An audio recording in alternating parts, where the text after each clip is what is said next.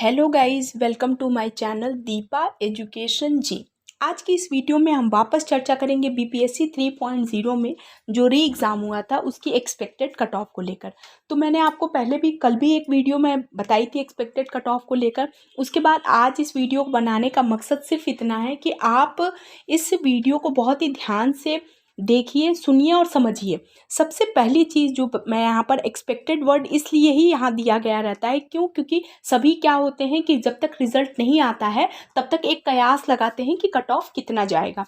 जब आप कोई भी परीक्षा में अपीयर होते हैं, समझिएगा इस बात को, तो उस परीक्षा को देने के बाद से विद्यार्थी स्वयं जानता है, अभ्यर्थी स्वयं जानता है कि उसका सिलेक्शन होगा या नहीं होगा।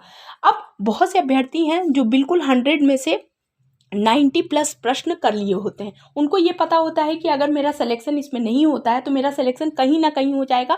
क्योंकि उनकी पुरजोर क्या होती है, तैयारी बढ़िया वाली होती है और उनका सिलेक्शन कहीं ना कहीं किसी न किसी परीक्षा में हो जाता है। ठीक, यहाँ पर एक्सपेक्टेड कट ऑफ को लेकर मैं जो ये वीडियो बना रही हूँ आज इस वीडियो को बहुत ही ध्यान से सुनना और समझना है।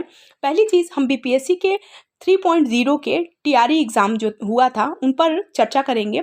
आपको पता है कि ये जो 3.0 का री एग्ज़ाम हुआ है, आपको पता है कि जो जुलाई में परीक्षा हुई है 17 जुलाई को, वो मार्च में जो 15 मार्च को परीक्षा हुई थी उसी का री एग्ज़ाम हुआ था। 15 मार्च को परीक्षा जो आयोजित की गई थी, ध्यान से समझिएगा, 15 मार्च को जो परीक्षा आयोजित की गई थी वो परीक्षा लीक हो जाती है और लीक होने के बाद से उसका री एग्ज़ाम हो रहा है और री एग्ज़ाम का एक्सपेक्टेड कट ऑफ का ये वीडियो बन रहा है। अब कट ऑफ बताने से पहले मैं आपको यहाँ बता देती हूँ कि जो अभी अभ्यर्थी इस परीक्षा में शामिल हुए थे, सारे अभ्यर्थी मार्च में जो परीक्षा इसकी हुई थी उसमें शामिल हुए थे क्योंकि यह पेपर लीक हो गया था। उसके बाद इसका क्या हुआ है, एग्ज़ाम हुआ था। ध्यान रखिएगा, बहुत इंपॉर्टेंट है।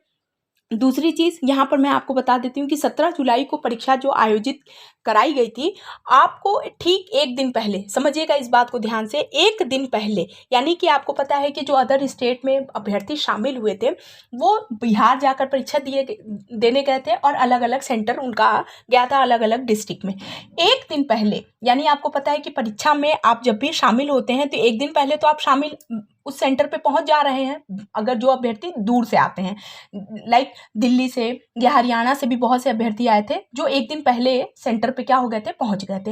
एक दिन पहले ही टीआरई 1.0 में, ध्यान से समझिएगा, टीआरई 1.0 का जो रिजल्ट बचा हुआ था, यानी जो पेंडिंग रिजल्ट था उसका भी रिजल्ट एक दिन पहले डिक्लेयर कर दिया गया था। तो जब इससे क्या हुआ था कि जो बिहार में रहने वाले अभ्यर्थी थे जो परीक्षा सेंटर के दिन परीक्षा देने पहुंचते हैं वो इस परीक्षा में शामिल नहीं हुए थे अगर उनका सिलेक्शन हो गया था। ये बहुत ही इंपॉर्टेंट चीज़, अहम चीज़ बता रही हूँ आपको। फिर क्या हुआ कि भीड़ थोड़ी सी कम हो गई। एस्टेट 2024 में जो बच्चे अभ्यर्थी शामिल हुए थे उनका रिजल्ट अभी डिक्लेयर नहीं किया गया था, इसलिए वो इस परीक्षा में शामिल नहीं हुए थे। यानी टीजीटी की ऑटोमेटिक की संख्या क्या हो गई थी, कम हो गई थी। सारा कुछ बिल्कुल एकदम सेल्फ एनालिसिस है, कम से कम 100 स्टूडेंट के माध्यम से पूछा गया एनालिसिस है और जो 100 स्टूडेंट क्या क्या अपने विषय को लेकर, अपनी परीक्षा को लेकर सोचे हुए थे, वो सारे पॉइंट मैं आपको बता रही हूँ। ठीक, तो टीजीटी में अपेक्षाकृत क्या हो गया, भीड़ थोड़ी सी कम हो गई। पीजीटी की अगर बात करें तो अभी नए सूत्र जो निकले हैं उसमें बताया गया है कि 2 सीट पर 1 बच्चा, यानी पीजीटी में क्या है, थोड़ी सी फाइट क्या है, कम थी। अब यहाँ पर जो दूसरा पॉइंट बताती हूँ कि कट ऑफ निर्धारित करने से कई एक तत्व पहले मैं आपको बता चुकी हूँ कि कोई एक तत्व जो है कट ऑफ का निर्धारण कर ही नहीं सकता। ठीक उसी तरीके से बहुत हद तक डिपेंड होती है कि परीक्षा किस तरीके से हुई, परीक्षा में अभ्यर्थी कितने प्रतिशत शामिल हुए। और जीएस की पेपर की अगर बात करें तो बहुत से कम अभ्यर्थी थे जिन्होंने ये बिल्कुल कंफर्म किया था कि उनके 26+ प्रश्न सही हुए हैं। ये बिल्कुल 100 स्टूडेंट्स की बात बता रही हूँ कि 100 लगभग 100 बच्चों से मैंने ये पूछताछ की हुई थी और उसमें 100 में से बहुत से कम ऐसे स्टूडेंट मिले थे जिन्होंने बताया कि उनके 40 में से 26+ प्रश्न हुए थे। इससे हम ये अनुमान लगा सकते हैं कि टीआरई 1.0 और 2.0 के जीएस के पेपर की अपेक्षा 3.0 चूंकि री एग्जाम था, आपको पता है कि जब भी कोई पेपर का री एग्जाम होता है, यानी पेपर लीक होने के बाद जब री एग्जाम होता है तो वो पेपर को क्या कराया जाता है, टफ कराया जाता है और काफ़ी स्ट्रिक्टली उसको फॉलो किया जाता है और टफ कराया जाता है। तो ध्यान रखिएगा, ये सारी चीज़ें एकदम कन्फर्म थी।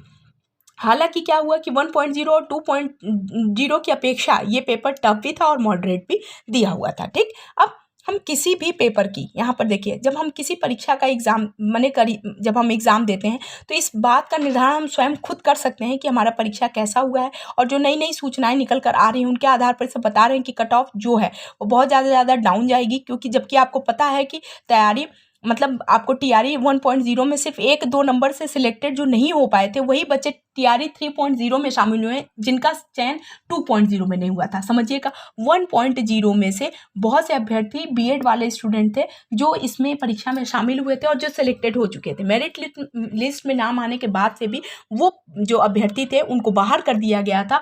क्यों? क्योंकि वो बीएड किए हुए थे, यानी 1.0 में बीएड वाले अभ्यर्थियों को शामिल नहीं किया गया था। अब वो अभ्यर्थी 2.0 में शामिल हुए थे, अगर उनका 2.0 में सिलेक्शन नहीं हुआ है तो सिर्फ और सिर्फ वही अभ्यर्थी 3.0 में शामिल हुए। नए बच्चों की संख्या इसमें कम देखने को मिली है। ये केवल वही थे, क्योंकि आपको पता है कि बीटीसी डीएलएड में जो बच्चे अपेयरिंग में थे उनको मौका नहीं दिया गया था, उनको मौका ये 4.0 में दिया जाएगा। ये सारी कुछ चीज़ें बहुत ही इंपॉर्टेंट है। आपके ये वीडियो बनाने का मकसद सिर्फ इतना है ताकि आप इन सारे पॉइंट्स को बिल्कुल क्लियरली समझते चलें कि ये सारी चीज़ें बिल्कुल तय की गई थी। ठीक, अब क्योंकि पेपर टफ था, इस बार का पेपर क्या था, टफ था, इस आधार पर हम कह सकते हैं कि कट ऑफ बहुत ज़्यादा हाई नहीं जाएगी।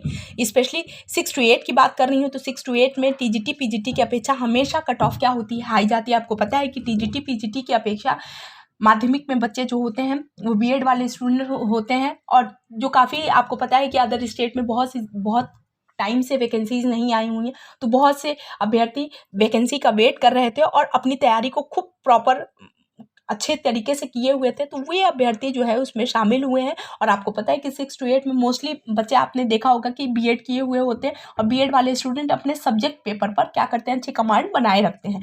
क्योंकि जब पेपर बहुत ज़्यादा टफ हो जाता है, जैसे कि आप एसएससी और सीजीएल का भी पेपर देखते हैं, तो कभी कभी ये होता है कि उसमें टीयर 1 का पेपर कैसा होता है, फिर टीयर 2 में पेपर क्या हो जाता है, टफ हो जाता है, या टीयर 1 का पेपर ज़्यादा ईजी होता है 2 की अपेक्षा, और बहुत से स्टूडेंट्स को टीयर 2 जो है वो ज़्यादा इजी लगता है टीयर 1 की अपेक्षा। तो ये सारी चीज़ें हम इस माध्यम से समझ सकते हैं कि कट ऑफ क्यों हाई चला जाता है, क्यों? क्योंकि उसमें तैयारी करने वाले अच्छे स्टूडेंट जो होते हैं वो शामिल होते हैं। समझिएगा, टीजीटी पीजीटी की अपेक्षा की मेरिट को क्या कर देते हैं ये स्टूडेंट, क्या करते हैं, बढ़ाते हैं। समझिएगा, यही कारण है, ये बहुत बड़ा रीज़न है कि कट ऑफ जो है वो हाई चली जाती है 6 to 8 की। स्पेशली एसएसटी की बात कर रहे हैं यहाँ पर। ठीक, अब इन तत्व के आधार पर, इन पॉइंट्स के आधार पर एक बात तो हम तय कर सकते हैं कि माध्यमिक का कट ऑफ टीजीटी पीजीटी की अपेक्षा हाई रहेगा, लेकिन पेपर चूंकि बहुत ज़्यादा टफ और मॉडरेट था, इस आधार पर कट ऑफ का निर्धारण हम कुछ इस प्रकार से करेंगे। ठीक है, तो ये 5 पॉइंट मैंने बिल्कुल एकदम फैक्चुअल चीज़ों के आधार पर बताए थे। इन फैक्ट्स के आधार पर हम ये बात तय कर सकते हैं कि कट ऑफ कितनी जा सकती है।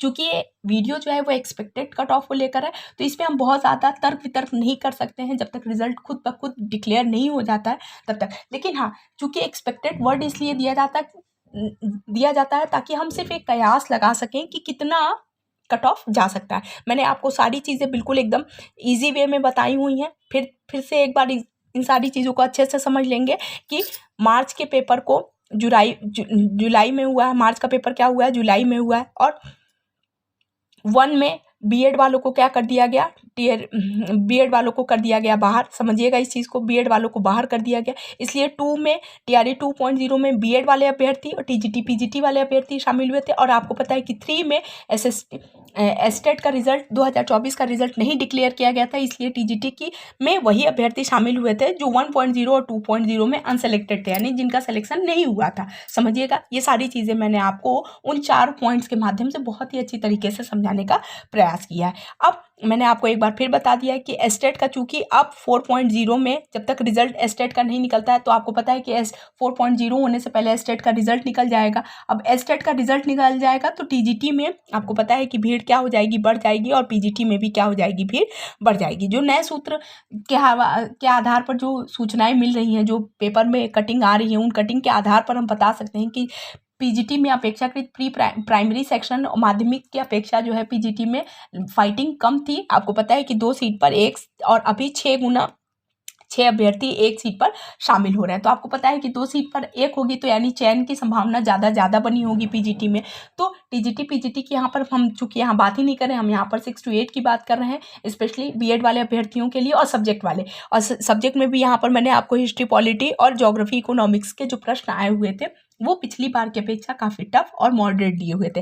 पिछली बार एनसीईआरटी के बेस्ड पर क्वेश्चन दिए हुए थे। इस बार क्या है, एनसीईआरटी के आधार के साथ फैक्चुअल चीज़ों पे। और आपको पता है कि चौथा और पांचवा ऑप्शन जो है हमेशा बीपीएससी में क्या करता है, थोड़ा सा तेज करार देता है, ध्यान रखिएगा। पिछली बार क्या हुआ था कि 150 प्रश्नों में से, मैंने 120 प्लस प्रश्नों में से 20 प्रश्न ऐसे दिए हुए थे जिनका ऑप्शन जो है वो चौथे और पांचवें में था। ध्यान रखिएगा, ये सारी चीज़ें बहुत इंपॉर्टेंट है। लैंग्वेज का पेपर ऐसा होता है कि सारे के सारे बच्चे उसको क्लियर कर लेते हैं, क्योंकि वहाँ पर ऐसा कोई बाउंडेशन नहीं है कि आपको 30 में से 30 करना है। आपको पता है कि उसमें 10 से 12 प्रश्न भी अगर आप करेंगे तो आप अपीयर कर लेते हैं, तो आप उसमें क्या होते हैं, पास होते हैं। अगर आप 10 क्वेश्चन भी कर लेते हैं तो आपको पता है कि बच्चे जो है वो लैंग्वेज को क्या करते हैं, थोड़ा सा अवॉइड कर देते हैं, सिर्फ इतनी तैयारी करते हैं कि बस उसको अपीयर करें और पास कर ले जाएं, समझिएगा।